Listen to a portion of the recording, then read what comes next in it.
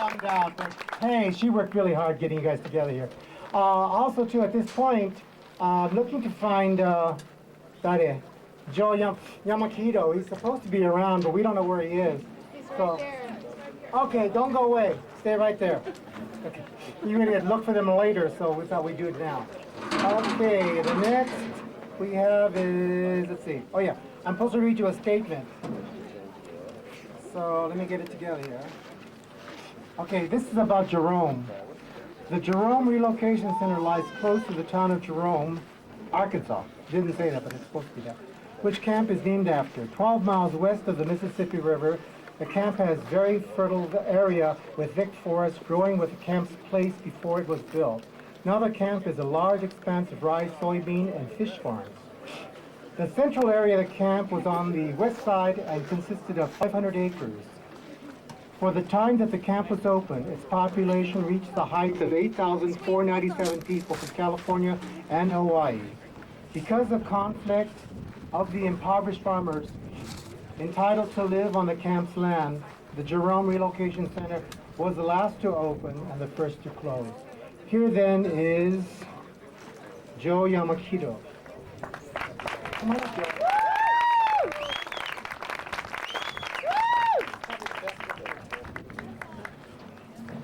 Well, I hope they picked the right person. Represent Jerome. Well, the camp was just like any other camp. Lousy food and no privacy.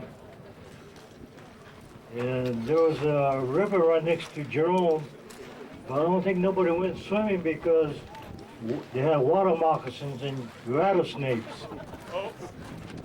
And during the summer it was hot and humid, but nobody went swimming because of the rattlesnakes. And we had problem with chiggers and mosquitoes on account of the swamps. Oh, in winter time it was cold, and we had the icicles hanging from the roof of the barracks. And the government issued us peacoats from World War I, but it comes in handy. I guess that's about it about Jerome. You had a great time, didn't you? No. And in 1944, President Roosevelt reinstated the draft from the boys from camp, and about 300 internees resisted the draft from 10 different camps. They called the camps WRA camps. It's a War Relocation Authority.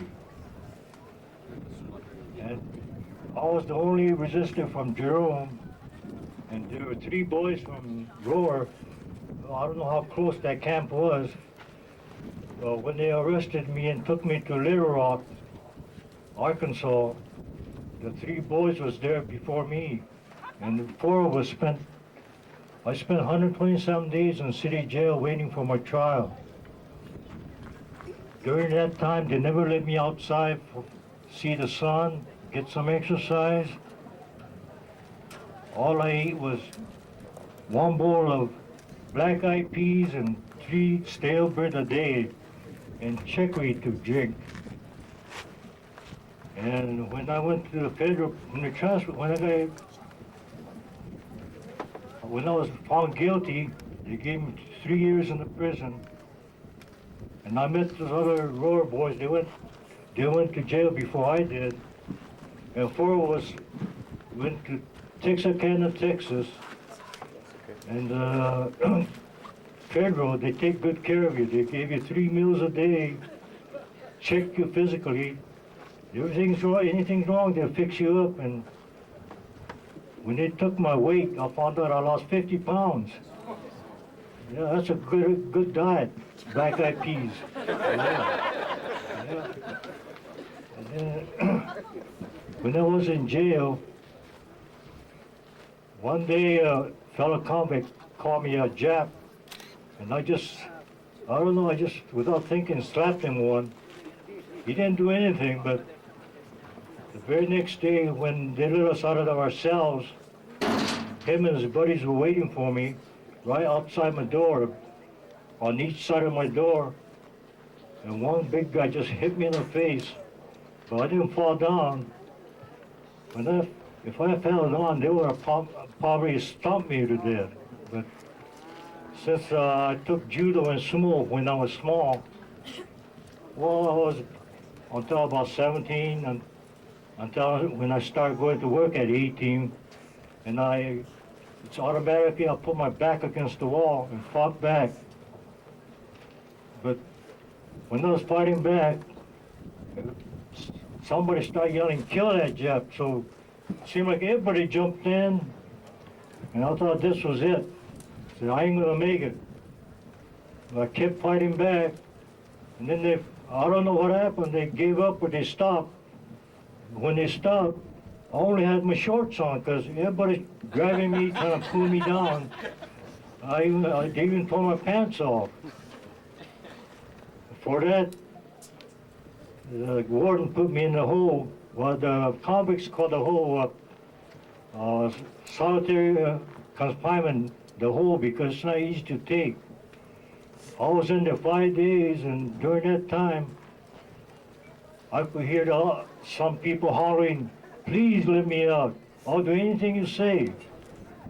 Yeah, it's not easy to take in a hole. They only give you 3 slices of bread a day, and I get 1 beat. And at night at 10 o'clock, all they do is give you a blanket, and 6 o'clock in the morning they take you out. No blankets, it's cold. They make you take all your clothes off and wear a coverall so you won't commit suicide. But when I got out of solitary confinement, the convicts respected me and they left me alone. But 2 convicts came and apologized. They were man enough to apologize to me that what they did was wrong. And one, I made friend with one fellow, he was about 6'4". He came and apologized too because he said he wanted to help me, but he said if he helped me, he said he would have got killed. Well, at least there's some good people that's on your side. Well, the Manzanar Pilgrimage and the Manzanar Monument, this is a reminder of what the Japanese and American went through. And I want the young people, young generation, to see that nobody else of different nationality lose their civil rights. Thank you. Thank you, Joe.